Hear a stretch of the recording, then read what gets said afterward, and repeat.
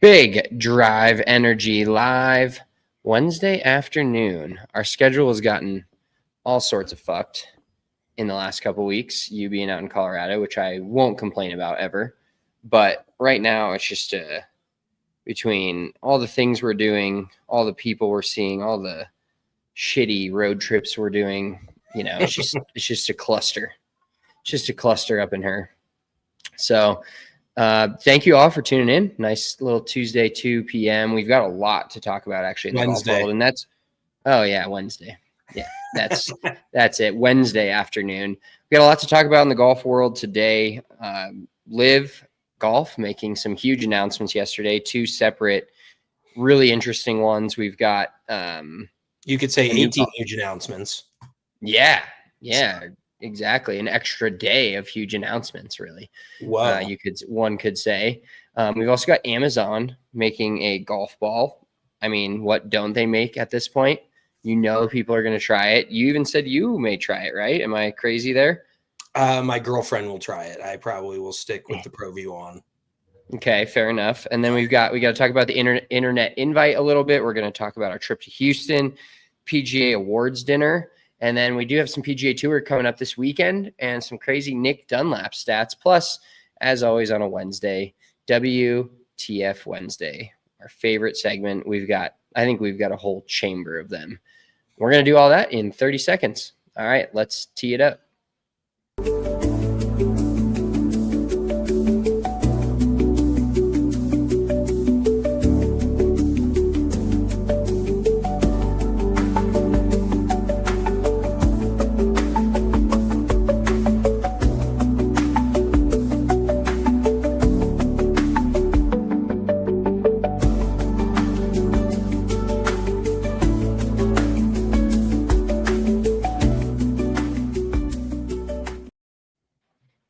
Big Drive Energy Wednesday.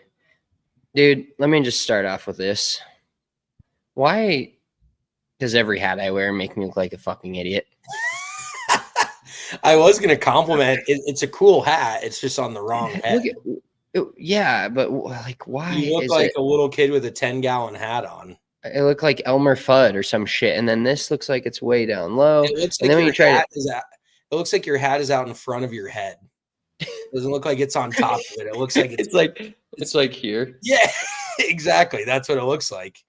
If you're not watching on the YouTube, honestly, nothing really exciting to see on the YouTube other than our mugs. But I think so. This was a hat I bought last night at the Avs game. It had to be done. I saw it.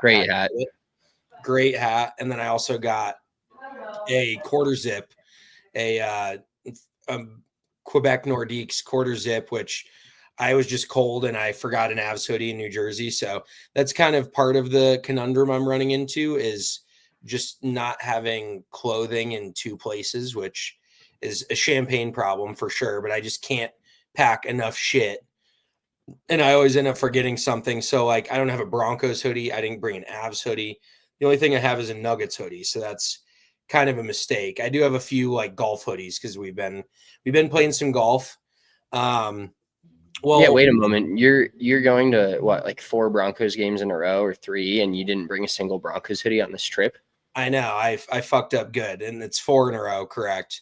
But yes, I didn't have enough room, dude. I totally spaced it. I try to shove clothes in my golf bag, and there's not enough room. I am not going to be that guy that brings a 70-pound checked bag with just a closet full of shit. I was like, yeah, like, how dudes pack. I got like 6 t-shirts, plenty of socks, underwear, or boxers, whatever, and then some shorts, some pants. Just I probably brought more hats than I did t-shirts or articles of clothing. That's just kind of how I operate. At this point, my hairline lends itself to a lot of hat wearing, so I try to keep the hat on at all times. But where should we start?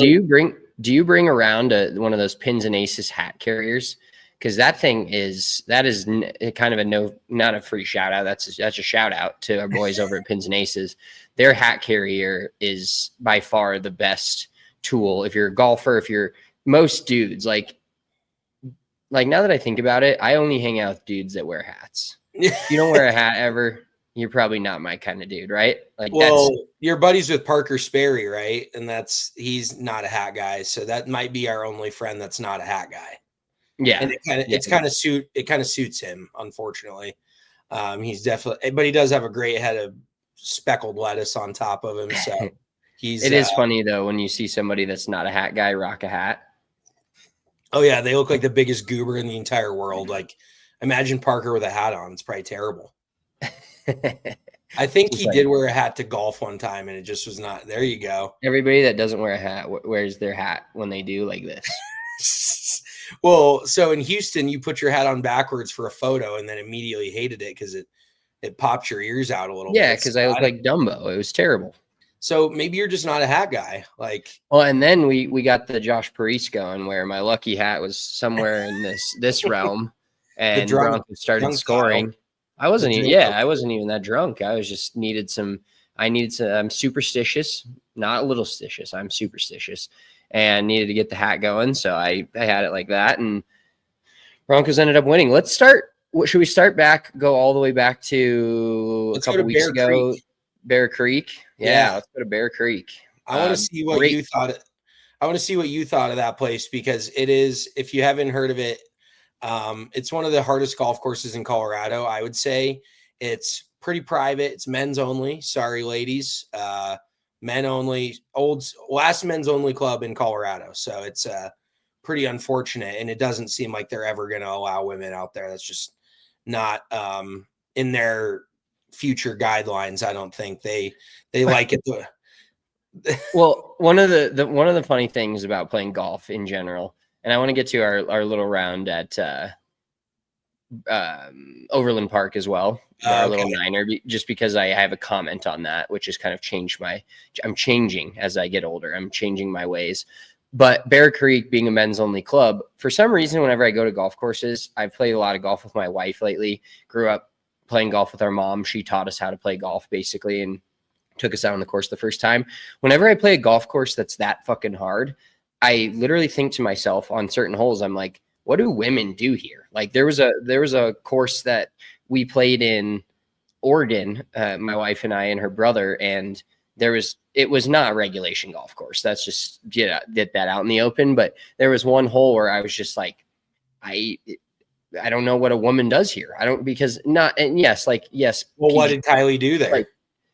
Like, she just kept inching it up to the green, and then she had to go over this thing. But reminded me of when we were at Bear Creek, because I on the par 5 on the back, I thought to myself, what do women do here? And then I literally thought, oh, they don't. They don't play here. It was kind of an insane concept. Yeah. To think that literally not a single woman has ever played one of those holes of golf is right. And every sign is gentleman. It says gentleman. And every time I read it, I was like, it's a little not 2025 you. And I'm like, oh, well, why would they would assume my gender? Let's not go down that rabbit hole. But yeah, it's pretty wild. Last men's only club in Denver. But the funny part is you told me you didn't think it was that hard. I'm staking my claim to that. It was pretty hard, right? But I also topped a fucking 3-wood off the tee. Any fucking muni's hard when you're going to top a 3-wood. My hand is still in shambles. And what sucks about my hand injury currently is I literally don't even think about it, because it never hurts until I grip a golf club and start to swing a golf club. And the first swing I take on the range, both at Overland Park and at Bear Creek, I was like, oh, I forgot my fucking hand's basically broken, because it doesn't hurt when I'm just chilling. It only hurts when I get a golf. Dramatic fuck. It hurts a lot. I will say that. But it was a fun golf course. It was hard. There was some really, really good holes out there. But I would say overall, I've definitely played. I don't know if I've played harder courses. Well, that's what I was going to ask you. Like when you think of the hardest courses you've ever played, what did you do to your hand, Spencer, that people want to know? I was playing in a golf tournament a couple weekends ago, the Sandbagger Cup with my boys that my team won. The softest, most white collar shit ever. He hurt himself. Yeah, I heard it playing golf. I was kind of in/above a bunker, made a hard swing at this ball. My club was, instead of going upward and like being very steep out in my follow through, it was a little more shallow and just dove right into the face of the bunker. And immediately from there on, the last 6 holes, I was kind of running on adrenaline / not giving a fuck because it started raining and it was cold and the Broncos were winning. So I wasn't thinking much about the golf at that point. And it just has hurt ever since. So I don't know what I'm going to do. I think maybe just probably take some time off. I don't know. Like I don't know if I'll be doing very any much golf anyways. So, well, yeah, but I've played enough to know it fucking aggravates me.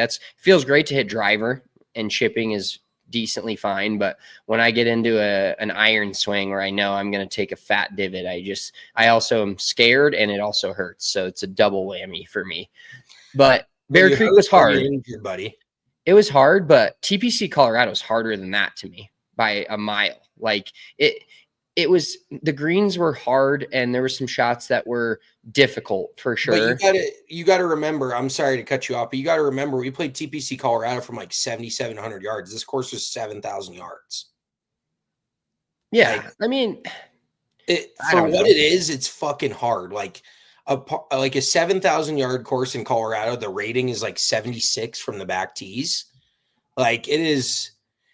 And don't get me wrong, there's some easy holes out there, but there's legitimately some holes where even if your ball's in play, it could be completely dead. It is very much, in my opinion, a second shot golf course with a lot of these tee shots, but some of the hardest second shots I think I've ever played. Like it was designed by Arnold Palmer, and legend has it before he passed away, the owner of the course brought him back out because they always made tweaks. Every couple of years, they would add something. They would always switch it up. So he would have Arnold Palmer out. And I guess the last time Arnold Palmer, that's a fucking, I don't know why it's so hard to say Arnold Palmer's name. The last time he came out, the owner had these ideas of what he wanted to do. And Arnold Palmer flat out told him, I'm not making this place any harder than it is. Like the last time he came out, he's like, I'm not touching it. It's hard enough. We're not making it harder. Because the owner is just some golf sicko who wants people to be brutally beat down by a golf course. But the toughest part of Bear Creek to me, like I said, is the approach shots. Because if you miss a green on the wrong side, you have no chance of making par. Like there's just certain holes where you have to miss it in the right place or you have to hit the perfect shot. And in my opinion, some of the probably tougher greens that I've ever played, and like you said, it's not visually like super intimidating, but also going out there, I think he said the club champion was like 7 or 8 over this last year. Like that is hard. That's when you know that it's hard.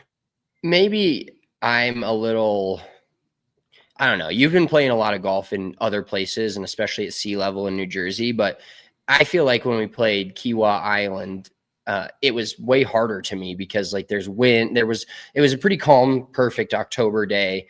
And I did hit some really good golf shots that made, I think, hard holes really easy. Like the second hole being pretty hard, I hit the perfect drive. And granted, if I played there again, now we talked about this on the last pod, knowing what a course is or not knowing, I would probably not try some of the same golf. Like I would not pull driver on 2 again.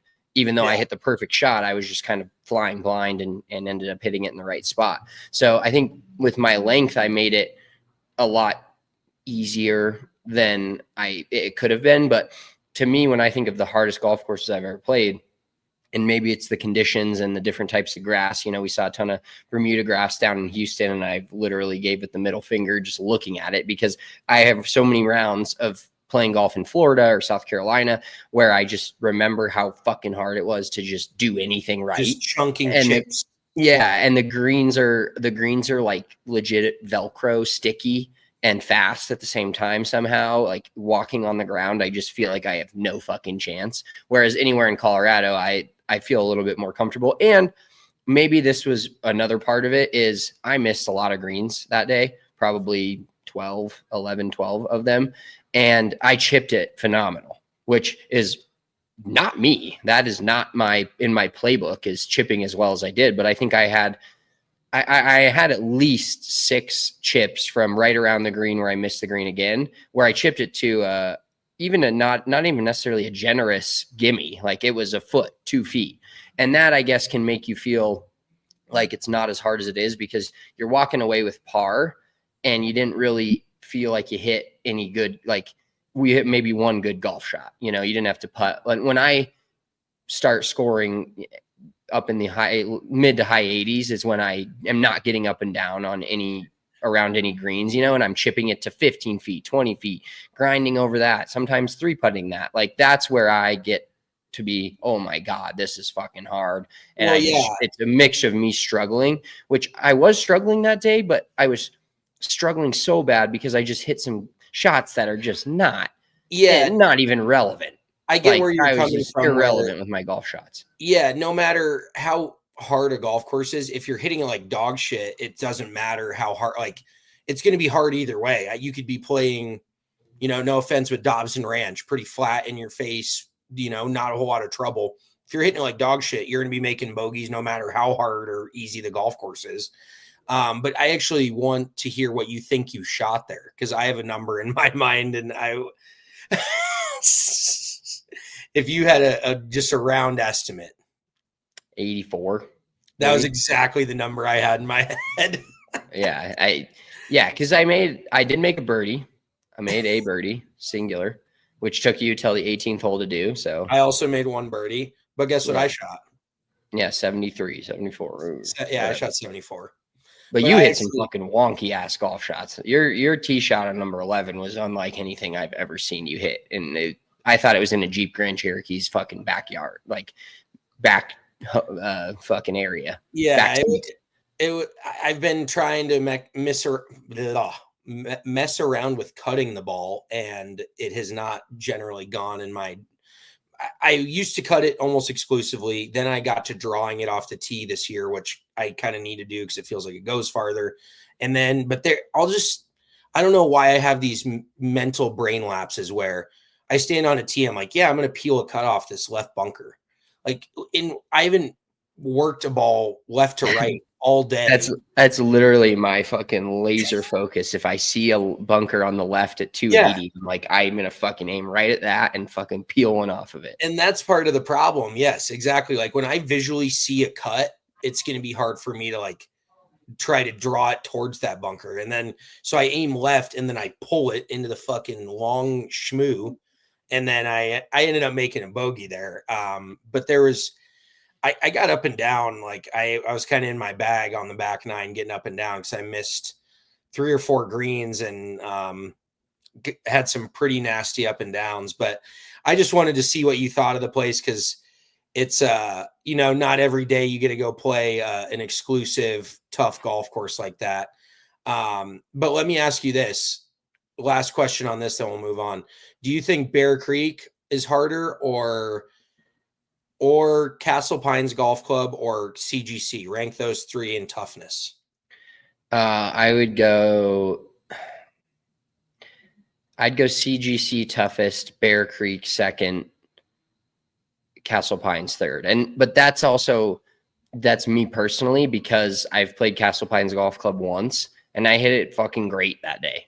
I think we played it twice. We played it with Eric Schmiedman years and years ago. Oh, if it was before 2020, you're not counting on me remembering that round of golf. I wasn't alive before then. I was just, I wasn't mentally alive on the golf course before then. But no, the time we played Castle Pines recently, just with last year before the BMW, I thought it was significantly easier than it should have been, because I was just hitting it. I was hitting driver so good. That's what it amounts to for me, because I hit irons well enough that if I'm not, and that's honestly at Bear Creek, this is a very elementary golfer school take. But at Bear Creek, if I could have had 4 tee shots back, I would have shot 9 shots better than I shot. You know, like I had 4 tee shots that I either couldn't find or I hit it in the bad stuff, where if those are just in play, not even necessarily good, but just in play, I'm probably shooting 76, 75, 76, because the rest of my game was not that bad. My putting wasn't that bad.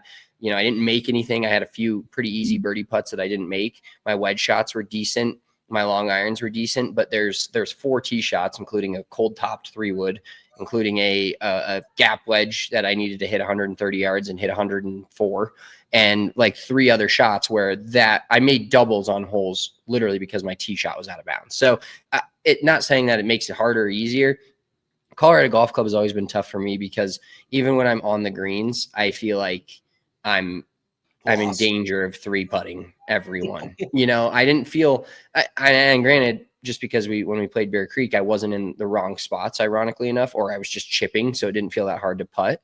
But there were some spots you could have been in on the greens if you're hitting it to 40 feet where a 3-putt is imminent, Yeah. And I never ended up in any of those spots. But if you end up in 2 or 3 of those, all of a sudden I feel like I'm drowning and I can't 2-putt from anywhere, no matter where I'm at. So yeah, once you get it, once you get it going in the wrong direction, it can definitely go quickly in that direction, as we've spoken about. But yeah, I'm not very good at spinning it the other way.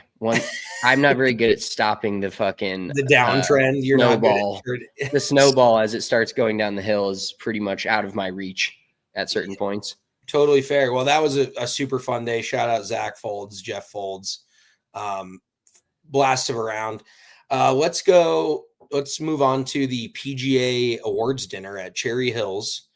Our boy Spudsy Spencer won the PGA of Colorado Media Award. So we got to go. I got the pleasure of paying $200 for a dinner I got 1 complimentary drink because the drink line was so long. Spencer did hook me up. We have some wine at the. No, there's a bottle of white wine that I pretty much put in my pocket on the table. There was 8 other people at the table. I'm like, that's mine now. And I drank probably about 3/4 of a bottle of Chardonnay, and it wasn't even chilled like that. I'm sorry, but you got to chill that Chardonnay. That was ice buckets on the table strictly. I'm just kidding.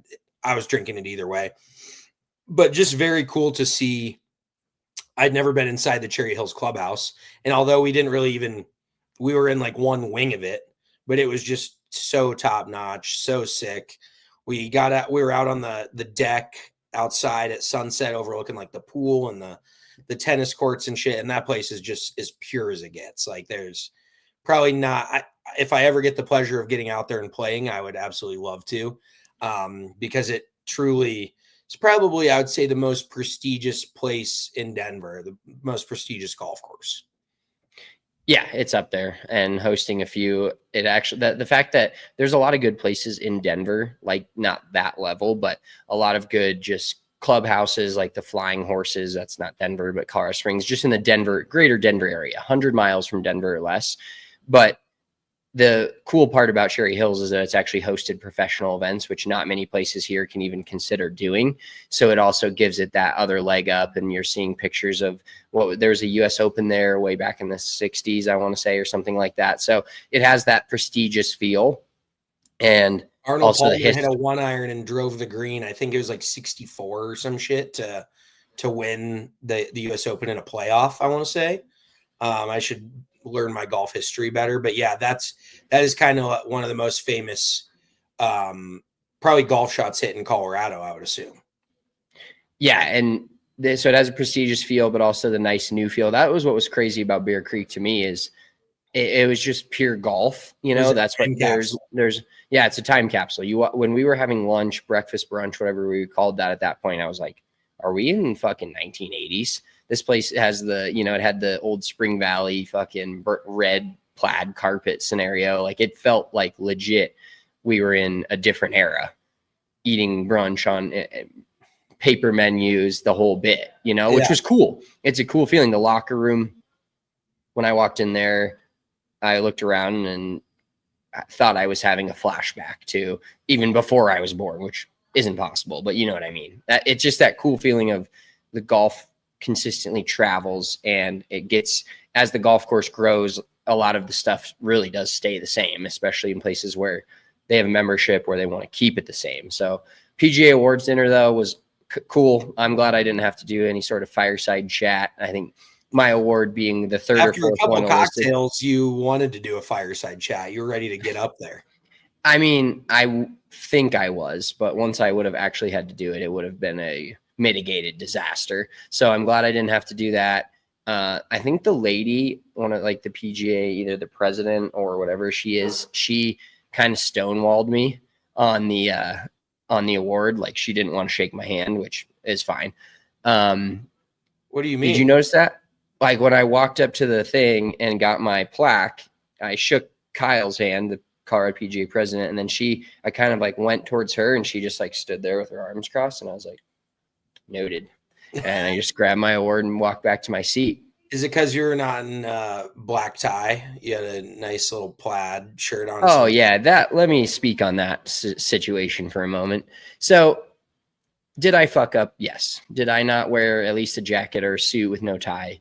Yes, I kind of did.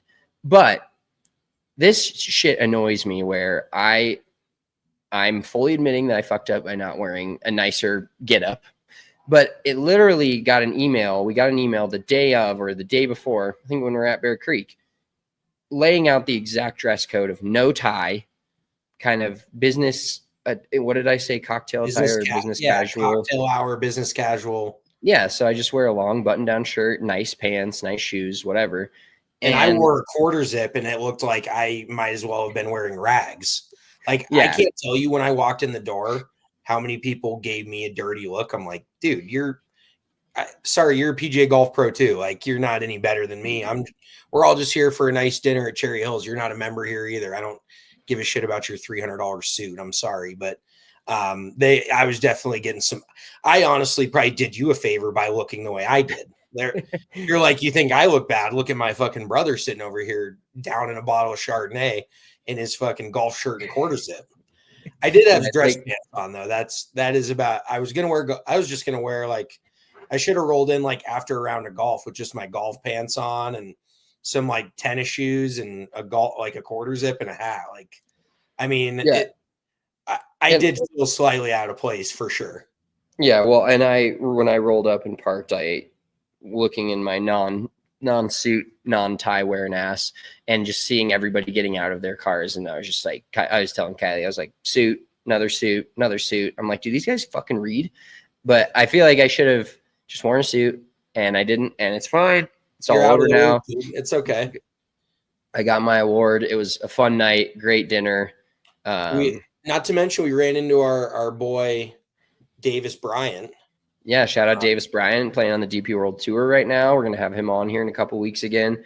Yeah, having him on in a couple weeks. I could have sat there all day, and that's what we're basically going to do on the pod with him. I just want to ask him his favorite country, his favorite meal, his favorite golf course. Like, there's just so much to know that basically playing on the DP World Tour is a dream of mine that's never going to be achieved.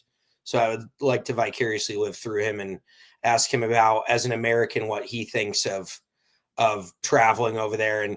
And kudos to him, dude. He's played some pretty damn good golf for being a rookie, literally traveling to 20 some different countries, the language barriers, the food, the jet lag, the different time zones. Like, I wouldn't break 90. I would be out there shanking it all over Kingdom Come.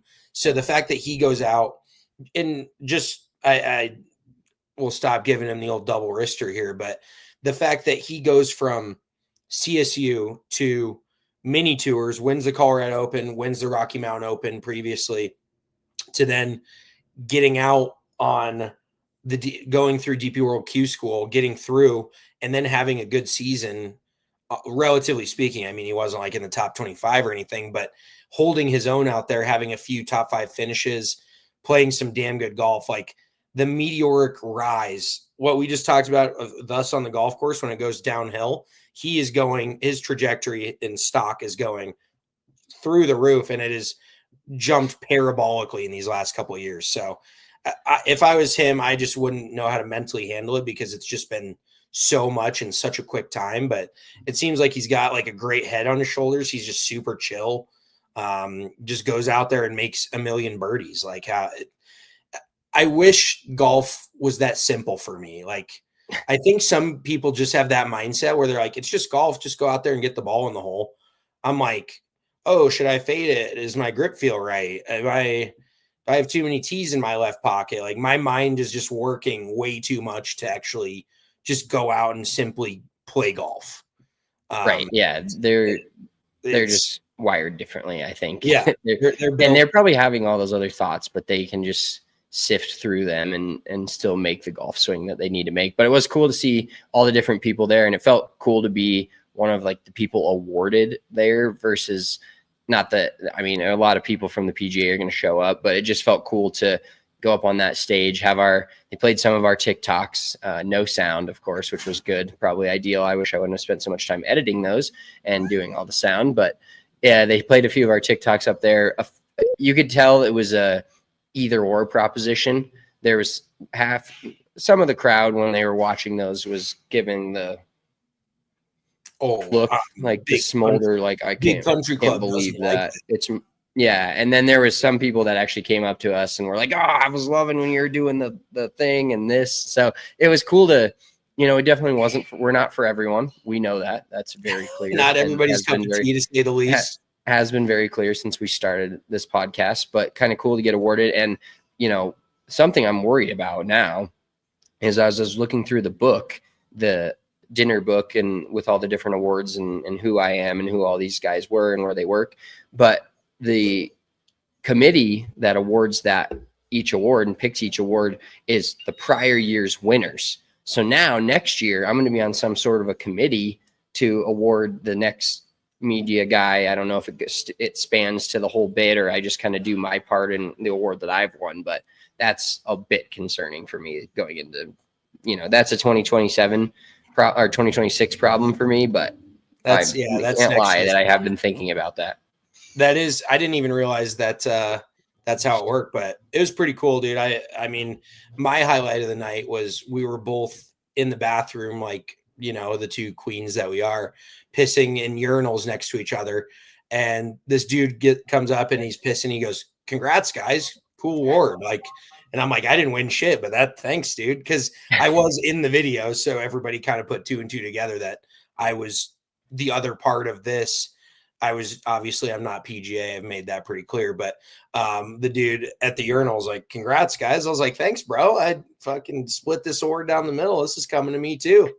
I need something for my office." So get the saw out. It was just cool to, I don't think it's ever going to happen again. So, but hey, it happened once. Yeah. It's like a hole in one. Once you have one, it doesn't matter how many you have after that. Nobody gives exactly. I will keep that in my bio until I'm 60 years old. Put it on your LinkedIn. Yeah. Yeah, exactly. You can find me on my LinkedIn through the Colorado PGA Media Award. Let's get to our Houston trip real quick, just because I don't want to spend too much time talking about the unfortunate disaster. Great Broncos game. Fun to see our boy Justin go to the Four Seasons, watch maybe the best World Series game and finish of all time other than the Dodgers winning. Had a great time in Houston. Also, Houston, definitely weird, because when we went and tried to go to a bar at like 2 p.m. on a Saturday, we walked from half a mile from our hotel to Tom's Watch Bar. We just stayed in our zone there, just found, hey, you got TVs, you got food, we're pretty much set. Didn't see a single human being on the street in an entire half a mile walk on the middle of a Saturday weekend day in a city, which was insane. And by the time we headed to Bun Slut, which is a burger place, phenomenal totally burgers. Forgot we went there and what it was called. I do know that I threw up later that night though. So Bun Slut was not for long in my stomach. Amazing burgers. We got the sliders, and then they also had amazing shakes. I got Mitchell the Fruity Pebble shake. I had the vanilla shake. Unbelievable stuff. But when we walked out of there at about midnight, 12:30 in the morning, streets were alive. It felt like I was in like New Orleans. I felt like I was transported to a different city. Like everywhere felt like it was popping. I'm like, where the hell was this 4 hours ago, 5 hours ago? It just felt like you were in a completely different place. And I was, relatively incognito. What is the word? Not with it. Let's just put it that way. So I was like, where the fuck are we? Like, what's going on out here? So it was a interesting city to say the least. Do we you want to talk about the game or what? Yeah, well, we don't have to spend too much time on it. Obviously, the football game was fun. Broncos came out with that big dub. We're on a little streak here with our away games now. It feels like when we go, they just win and play well. Stadium was decent, not very. Let's just be real. Yeah, Probably it wasn't great. Probably the worst away game we've been to, and this is our 13th year. Just it wasn't terrible. It just was super blah. Like there's no character. Everything Houston had no real like culture character. Look at us. We're very traveled, cultured guys. So we're just really looking for some good culture. But it had like no identity. Even the stadium really had no identity. And there really wasn't that many Texans fans. The Broncos fan base, historically travels well. So I would say it was probably 30 to 40% Broncos fans. We did get Let's Go Broncos chant going, but it just didn't really have much juice whatsoever and not a lot of character. The stadium was relatively empty, which was wild to me. Like, yeah, I would say if I had to put a guesstimate number on it, 100% capacity, I would say it was about 80 to 85% capacity. And of that 85%, another 60% of that was Broncos fans. It was unbelievable how many. I think that's a bit high. I would say it was about 50-50. Like, I think there was more Broncos. Well, let me put it this way: in the lower bowl, for sure, more. We Broncos were also sitting on the away side, so we were behind the Broncos bench, where I think a lot of Broncos fans probably did try to buy tickets. But in our area, it was more Broncos fans than Texans fans, 100%. So yeah, that part was fun. And then let's get to the disaster of the Houston airport leaving. We get to the airport 4 hours early, by far the earliest I've ever been to an airport in my entire life. And unintentionally, we were just going to go chill, have a bite to eat, grab a drink, and head on our merry way. Next thing you know, we're staring down a 6-hour security line that we did not get through. No, we missed our flight. That was great. Have regrets about not trying to push through the clear line because that probably would have gotten us on our flight. Long story short, we stood in line until about 10:30, 11 p.m., went and rented one of the final rental cars that Thrifty had at the rental car center in Houston. We drove our ass to Dallas, middle of the night, 3.5-hour drive. Both of us almost fell asleep on the ride. Yeah. A long day. We've been up. We've been to a Broncos game. We've been all around the city of Houston. We've been in Ubers. We've been at the airport standing in line.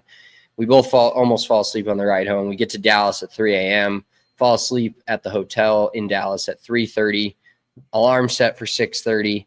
Then we go to the Dallas airport. The Dallas airport rental car system and return is a clusterfuck, absolute joke of a scenario. And maybe it's because I wasn't firing on all cylinders after that day and a half that we had, but it was not easy to find where to drop our car off. We finally get to the airport and get home, and it's over. But the trip home was terrible. Overall, yeah, just not, other than if the Broncos would have lost, I would have fired that trip into my mental sun and never thought about it again. Yeah, that would have been an all-time. Jeff, it was terrible. It was a travel day from hell. If the Broncos wouldn't have won, it would have gone down as maybe the worst trip we've ever taken in our entire lives. But chalk another W up in the win column for the boys when we're at their away trips. So this is I think it's our 13th year, and we've got 18, 17 more stadiums to hit. So we are well on our way. It's crazy that we started this journey 13 years ago and we're almost halfway to every single stadium in the NFL. So very cool stuff. I think that was all the news and notes we had to cover before. That 70,000 and a 75,000. No, that I would say there's probably, but it's just the same with the Broncos. Like they say every Broncos game is a sellout, when in reality, there's probably like 2,000 to 3,000 no-shows. There was probably 70,000 tickets sold to that game, and probably 60,000 people were there. Like it was pretty disgusting what kind of fan base they have down in Houston, or lack thereof. But should we get to a little golf now? A little, not like somebody else's golf. Yeah, let's talk about somebody else's golf. This is the point where we get into the golf talk. As all of you know, after the bullshitting part of this podcast, we do talk about golf. This is a golf podcast, generally speaking. And let's start off with the LIV Tour. Big news yesterday. 2 different sets of big news. I'll let you get into one of them. The first one, kind of the most major news, is they are going to 72 holes, which I would really be interested to hear what the players had to say about this, because I see it two ways, and I'll let you speak, sir. One is, I think this, it creates a little bit more revenue for the LIV Tour. Obviously, you're selling 4 days worth of passes versus 3. I think I don't know. There's the two things that I think made them make this change, or Just made them decide to make this just change. put your foot in the ground and have a take. They wanted to be more legitimate, or feel more legitimate, and they wanted their players to be more ready to play major championships, which are 4 rounds of 72 holes, or 72 holes total. That was my two kind of takeaways. Well, are you forgetting that in order to get world golf ranking points, you have to play 72 holes? I didn't know that was a thing. I thought they were just not giving it to the LIV Tour because they just didn't want to give podcast, bro. You didn't know this. We've discussed this. It is literally one of the biggest reasons why. It's the reason why they're doing it. Like, that is the. Well, that's good. Oh my God, it's amateur hour up in here, for shit's sake. Well, when has it not been? Come on. Yeah. Oh no, I mean, it always is, but I just at least thought that you retain that tiny tidbit of information over living on the internet for the last decade. But yeah, that's why they're doing it. That's in order to get world golf ranking points. So these guys can then qualify for majors, get into different events. Like, that is the sole reason why they're doing it. And that is really, I told Missy, my girlfriend, I was like, I really thought that LIV was probably going to go belly up in the next 3 years if they didn't move to 72 holes or somehow get world golf ranking points. Because how many guys are, regular season golf is regular season golf. It's equated to the NFL.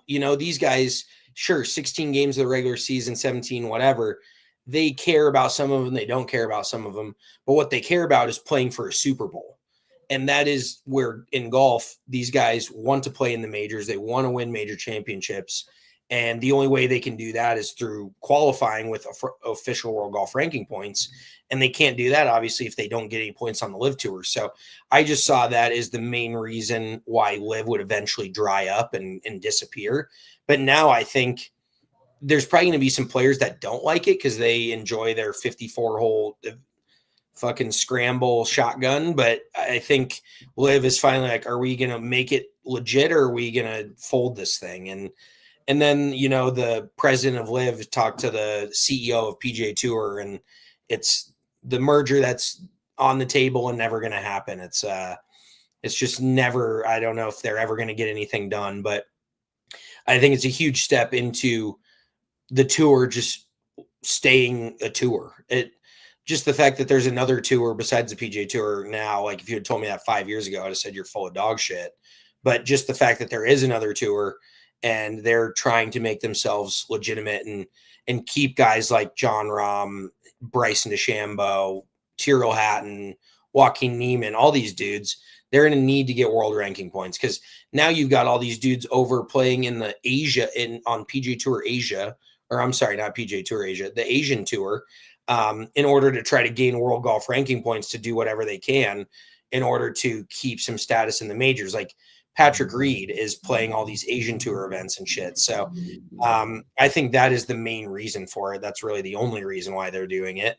And obviously I don't think there's any legitimacy to the LIV players only playing 3 rounds, and that's why they struggle, when they come to the majors. I think there's evidence that proves that otherwise. So it's just an extra day, like you said, of golf. But at the end of the day, it's all for world ranking points. That was just a massive fucking word salad to tell you that they're doing this to try to retain players through world golf ranking points. Yeah, which Bryson's quote here is, everyone wants to see the best players in the world competing against each other, especially in the majors.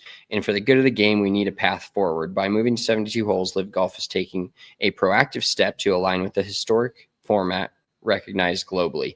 This is a fantastic evolution of the LIV Golf product, showing how our league listens and adapts to create the best possible experience. And I mean, I think at this point, there's enough players on the LIV Tour that it doesn't warrant backlash from the players. But I thought, when they started this league and everybody thought it was kind of a joke, and then it kind of took off. But it didn't go crazy, but it was enough to get, they had the money to get the right players. I thought part of the reason was, and they're still going to have a way less schedule, I should say. What is the word I'm looking for here? They're going to have a lot less Great tournaments.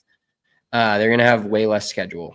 They're going to have a lot less tournaments. So their players aren't going to be feeling like they're going somewhere every single week and having to play so many events, which is part of the burnout that PGA Tour players get, especially the big names.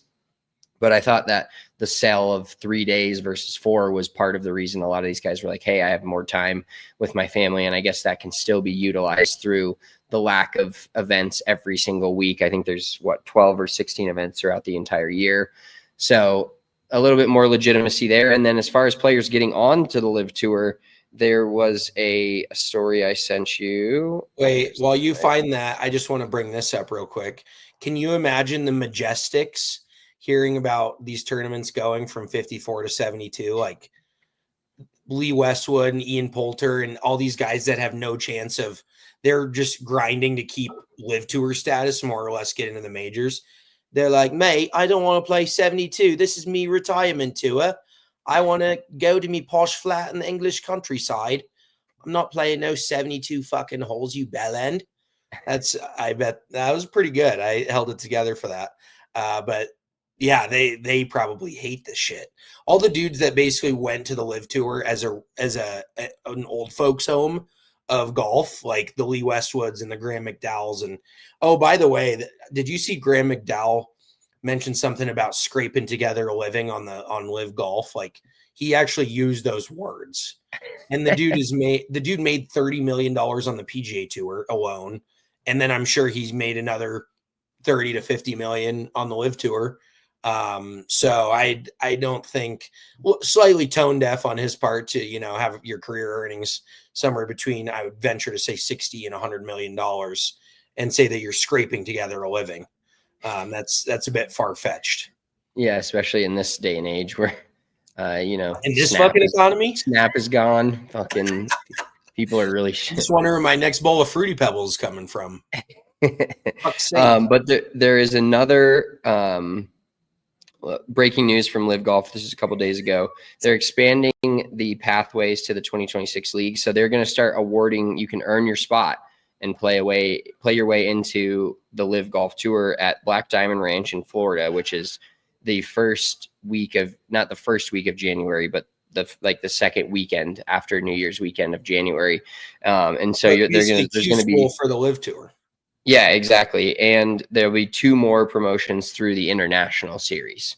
I wonder what the entry fee is for that Q school. It's got to be 25 G's a guy or something. Well, and you wonder too if some of this international series, if these guys, you got to wonder too if certain players are getting to a point.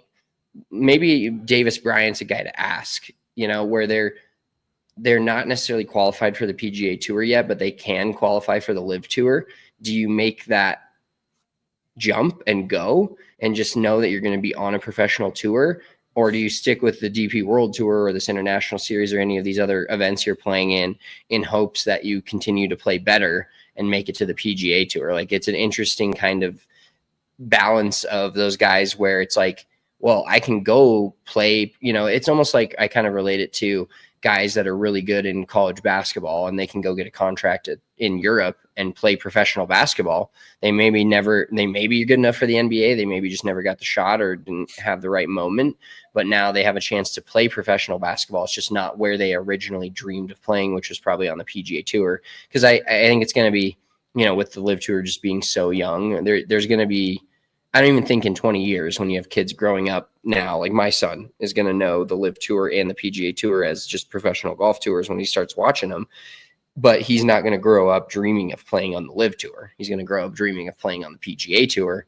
But at the same time, you're going to be a professional golfer on a professional tour, that makes legit money. Not, the Korn Ferry Tour is legit, the DP World Tour is legit. But if you have the chance to go make legit money playing professional golf that's now 72 holes, getting world golf ranking points, I think it's an interesting dilemma for players at that level. Like Scott's saying, nobody's at this point, current nobodies that are kind of in limbo, whether they make that jump or not. Yeah, I mean, especially I think with the addition of them going to 72 holes and getting a world ranking points, there's going to be plenty of names that won't surprise you that are trying to qualify for the Live Tour, because we've talked about it a million times since the Live Tour came around. But all things aside, they're out there for money. They're out there to make a living. And flat out, if you can make 4 times the money on the Live Tour that you can on the DP World Tour, I think a lot of these guys are going to take that deal, because similar to any other sport, you don't know what kind of longevity you have.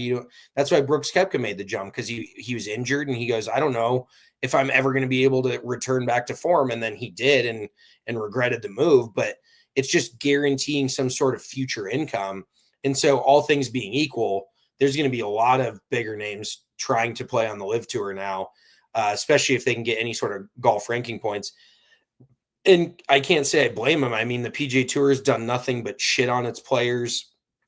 I mean, don't get me wrong. Now the money is much bigger on the PGA Tour, but it's not like they're doing the players a bunch of favors. It's money that just magically they pulled out of thin air, aka their nonprofit. That money was getting spread all over the place, and now all of a sudden these guys are Scotty Scheffler's making $70 million a year on the golf course. But that was, other than that, it's like, why? What allegiance do they have to the PGA Tour? So I don't know. I definitely could see some bigger names going to that qualifying event. I would be curious to see what it's going to cost, because obviously your earning potential is pretty high on the Live Tour. So I just wonder what kind of Q school, like if it's a lottery, if there's like a because you could do a world. How cool would that be if they had, here's a free idea for Live, and they can thank me later, do like a 6-leg qualifying series of, basically not Monday qualifying, but virtually Q school, but like a six different locations, like Asia, the UK, America, Canada, the Middle East, go all over and just do qualifying to get the ultimate, like 120 guys in the field. And then, the top 12 get Live Tour cards or some shit. Yeah, they would have an uphill battle. Scott said, if these guys join Live, don't they get a multi-year PGA suspension? They can still play in any major that they qualify for. So if it's just a PGA Tour regular season event, that's not really what they're worried about. Like, and if it's a multi-year thing, I think a lot of guys have to weigh their options. But at the end of the day, if you can play for 5 years on the Live Tour and make, 15 million, or play 5 years on the PGA Tour and make 3 million, 5 million, you're probably going to take the 15. Like, especially unfortunately for these lower level dudes, the money is a lot more scarce on the PGA Tour, especially with them taking away PGA Tour cards now. There's even less guys that are going to get out there. Why would you not look at this other avenue? So it feels like Liv is trying to capitalize on a few of the PGA Tour slip ups, which that's basically what the tour is all about, is being whatever the PGA Tour is not. So it feels like, other than the 72 hole thing, they're really trying to lean into this a little bit. So more power to them. I'm going to be honest. I turn it on maybe a couple times of the year when there's literally nothing else on TV.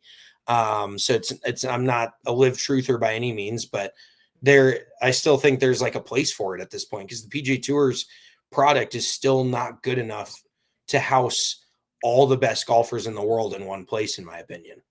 Yeah, that's interesting you bring that up, because I'm the same way. Like, you're never really going to catch us hating on Live, like condoning it. We talk about it on this podcast. We mention it. We don't act like it's not there, like a lot of people do. But I'm more curious now, after going into this season, let's say, and there's a lot more, obviously, 72 hole events now where these guys are getting world golf ranking points for this, or the potential of it.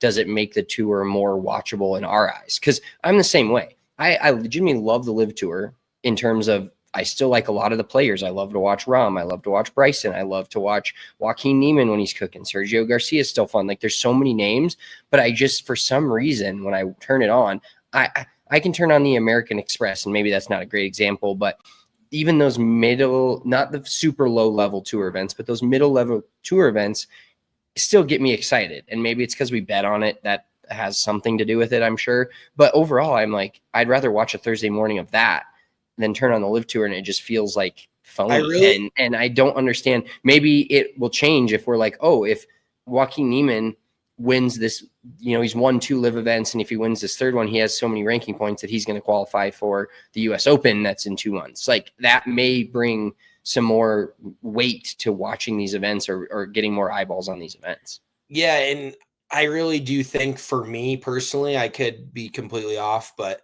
I don't think I am. I think it's the shotgun start thing for me that just, I don't mind it, say the first 2 days, but then the last 2 days, I think you have to pair the leaders up. Like, that is, and I don't know if they do or not, but I that's how little I watch the LIV Golf Tour. But you have to repair, and then you have to start on one. Like, these, I want a final group. Like, You have to start on the first hole. I know I'm like, the LIV Tour is everything the PGA Tour is not, but that is one hard and fast thing for me, where I want to see a final group coming down the stretch battling it out. I don't want them on some fucking 120-yard par 3 13th hole as their last hole to win the event, when the dudes on 18 or 7 over par and about to lose, about to head back to the Asian Tour. I just want to watch the best players battle it out on the weekend. But yes, I actually do think you are correct, where it gives the watchability a little bit more legitimacy when they're actually playing for something besides money. Like, when they're playing for the ability to play in a major or to qualify for this or that, it does make a big difference. So I would agree with you.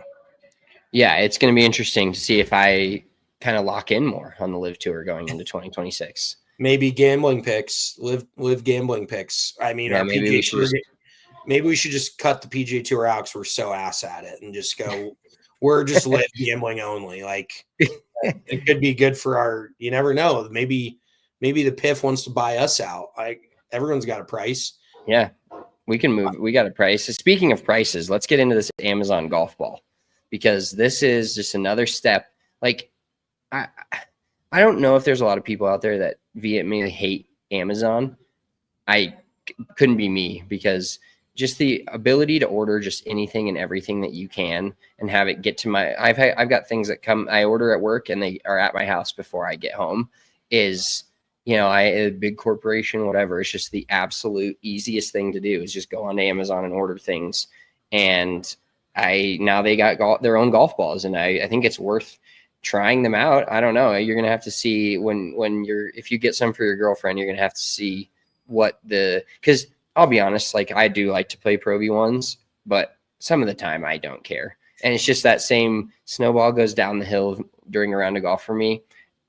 When we played Overland Park the other day, I found a Strixon Q Star from probably 2019, and I fucking played it for 7 holes because I was like, I don't give a fuck. I'm not golf ball snob guy, so I might get some Amazon basics and tee them up. Dude, honestly, I don't see necessarily a problem with it. It is, I want to say, a 2-piece ball, so it's going to be pretty firm. I'm sure the technology, that is one thing that Amazon has on their side, is all the money in the world. They can do all the R&D and basically develop whatever they want, depending on how much they want to invest in this. But it is just a genius invention of combining the most convenient shit in the world. Like, oh, I need golf balls tomorrow. Ordered, they'll be at my house before I leave for my tee time in the morning. Like, who the hell is going to say no to that, especially at the price point that they're at? It's like Amazon and Costco are now battling out affordability, convenience, shit like that, where, I mean, Titleist better watch their freaking back. Count your days, Titleist. If Amazon comes out, imagine Amazon Prime Ball. That's like their 4-piece tour ball. Another free idea. I'm fucking churning them out right now. Like, imagine ball. Amazing. Yeah, that would be there's levels to this shit, my boy. Like, fucking tear off these golf balls. There could be, Amazon could have a million different golf balls. But yeah, I'll definitely, because Missy just loves to lose about 6 to 8 balls per round of golf. And I'm done walking into the pro shop and buying them for her, if we're being real honest. So I'm going to be like, yeah, just order them on Amazon. They're right there. They'll be here tomorrow. So I'm trying to look up some of the specs. Do you know how much they are per dozen? I want to see like $12 a dozen, or like 20 for 2 dozen. $14.49, and they're a 2-piece ball. Yeah. So they're in the same. Exactly what I said, Chief. they're in the same life as in the same breath as Kirkland, the Costco Kirkland ball, the signature ball, Callaway Warbird, and TaylorMade distance balls. But Costco's Kirkland brand, okay, so they're the market leader in affordable high performance golf balls, retailing for $34.99 a dozen. Three-piece Kirkland ball has been tested head-to-head against the number one ball in golf, in quotes, the Titleist Pro V1. Independent testing showed Kirkland produced slightly more distance and tighter dispersion with the driver compared to the Pro V1. However, it recorded shorter distances with larger dispersion with a 7-iron and longer and less consistent results with a wedge. So it'll be funny to get this ball into circulation, especially with these testing facilities, and see how it's doing. Because, dude, if you're a TaylorMade or, you're still going to make your TP5s and you're still going to sell a ton of tour balls to the golf ball snobs. But to the people that don't care, if you start performing way less, and granted, a lot of these people don't care about performance anyways, they just care about price. They don't even know imagine they're gonna be in their fucking boardrooms like throwing papers around once this ball comes out in testing and is like better than the Warbird. Callaway's gonna be like, are you fucking kidding me? Oh yeah, it's gonna be that SpongeBob meme of him running around in his own brain, dumping paper in the fire and just freaking out and short circuiting. Because honestly, too, I think the logo is awesome. Like, how many people are gonna be like, oh, it's a smiley face? Like, why wouldn't I like this golf ball?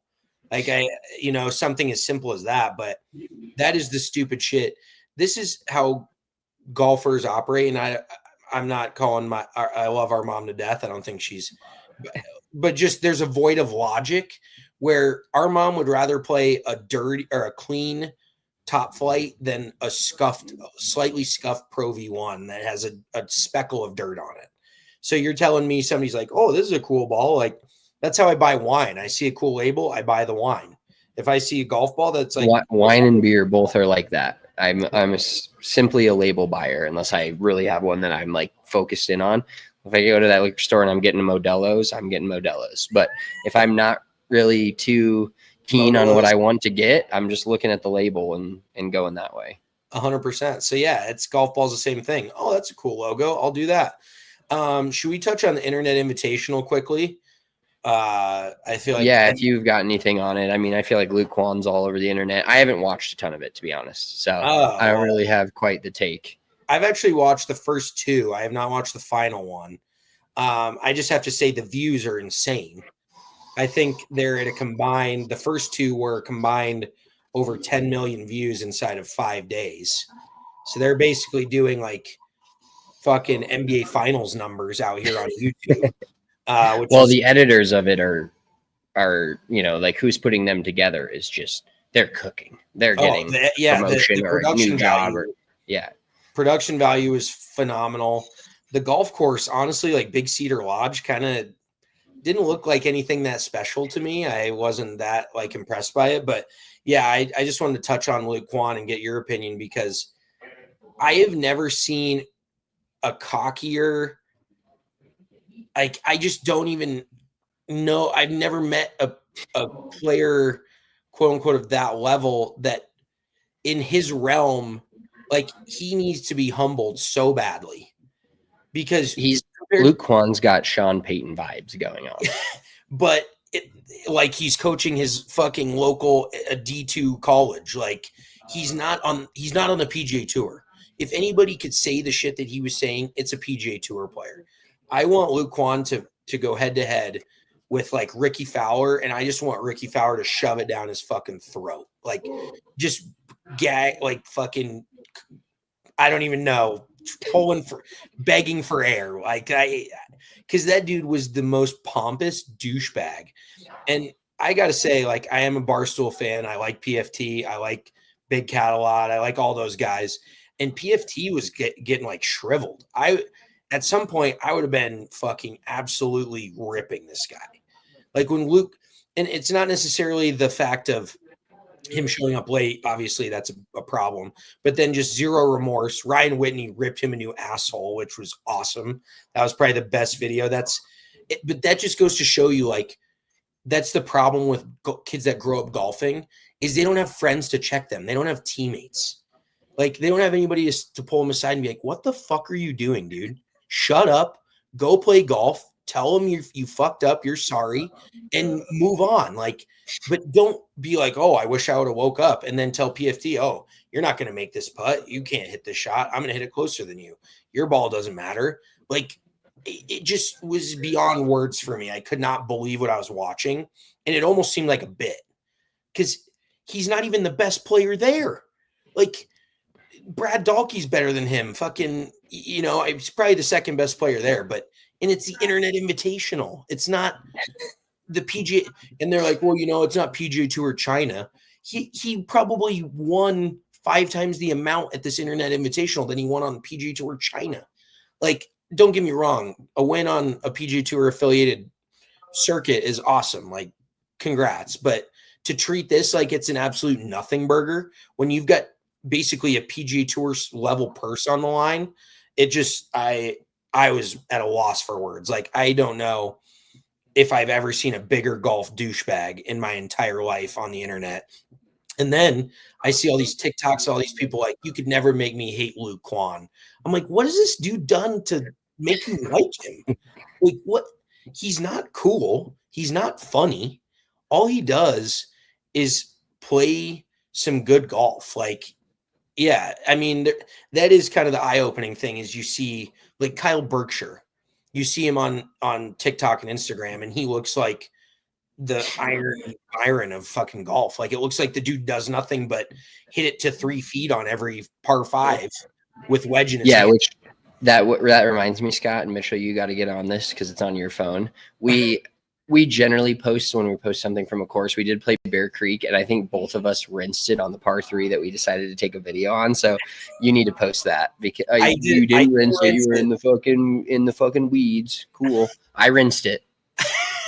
I did not rinse it. I hit it in like basically I had 1 foot on a rock and 1 foot in the long shit, but I got it up and down. I made par. So don't you disparage my good name like that. But yes, that is Kwan's he just seems phony as shit. He needs a friend. I wish Ryan Whitney Whitney's just as big of a pussy and would never fight, but somebody needs to square up with Luke Kwan. Like, he just seems like he needs to get his ass beat. So overall, like, content wise, I thought it was good. It was solid to watch them play golf, but it did not, similar to the whole the Barstool guys were probably the most entertaining. And that's kind of why I enjoy Barstool content over, Good or Grant Horvat. Like, there's just nothing entertaining. It's just golf. I can watch my buddy play golf. I can watch myself. Like, that's just where, I don't know if I sound like a douchebag for saying that. I just can't wrap my head around it because you have to have an entertainment factor. Like, I guess watching other people hit pretty good golf shots, but there wasn't that much juice to me. When they were not on the course was actually more entertaining and the conversations and shit rather than them being on the course. Gruden, by the way, is just an electric factory. Always going to be an electric factory. But that's kind of all I had from the Internet Invitational other than that. Yeah, there's a Luke Kwan hate fest. But. Oh, also, I think driver off the DOD King is probably him and Luke Kwan should have fought it out for biggest douchebag there because that guy is also like, even Portnoy at the beginning he's like, is this guy doing a bit? He's like, is this guy being serious or is this actually who he is? Because, yeah, I mean, 3 hours long, that was a grip. I just put him on YouTube because I had on the TV and went around the house doing shit. But DOD King is another guy that just ego the size of the moon because he posts some shit on TikTok and it's tough, man. The egos out there are pretty big for some guys playing golf in front of a fucking ring light for the internet. Like, that shit's gotten a little too far. There's a bubble. Let's just put it that way. You remember the Big Short, the movie? There's a bubble. Like, yeah, there's a bubble in YouTube golf right now. Oh, 100%. All right, let's wrap this pod up with a little What the Fuck Wednesday. A lot of it was just our trip to Houston, but I do have a special one. I was driving to the gym Wednesday morning or Tuesday or Wednesday morning last week, and this, it's borderline 5 a.m. It's dark. I'm going, I think, 45 and a 35, and it's a 2-lane road that I'm taking. I'm taking Evans going east, and it's a 2-lane road, and this guy behind me is riding my ass. And instead of just honking, or which I would have annoyed me, but it's a 2-lane road, he can go around me, or passing me, simply just going around me, he's fucking behind me, just flashing his lights like every 5 seconds. Like, you know how when your windshield's delayed, like, Yeah. like he just kept flashing lights. And I'm like, brother, this is a 2-lane road. I'm already going 10 over. I've gotten a ticket already going to the gym in the morning by one of these random robo cops getting me. So I'm not going to go fucking 20 over here at 5 a.m. Go around me. Open next. Yes, there's 2 lanes. Go around me. Don't just stand behind me and flash your lights. I was like miffed by this. And then I was writing it down in my phone as I'm miffed. What the fuck, Wednesday? I'm going to kill this guy. That's how I felt. So I have a couple of them, but my what the fuck Wednesday was standing. The first one is I was standing in the line to self checkout at Whole Foods, and just there was 4 people. So there's 4 checkout spots, 4 people with full blown carts of groceries doing self checkout. Like, and they're doing it slow, and they're pulling the bag out, and they got their coupons. There was a line of 25 people because there's just 4 people camping out at these. Like, go to the aisles that people, there's checkers for a reason. You don't have to do this. And I understand not everyone wants to talk to another human being, but you're inconveniencing everyone else. And that's just the lack of self-awareness that the general public has. But my other what the fuck Wednesday that was actually hilarious. Well, there's 2 more.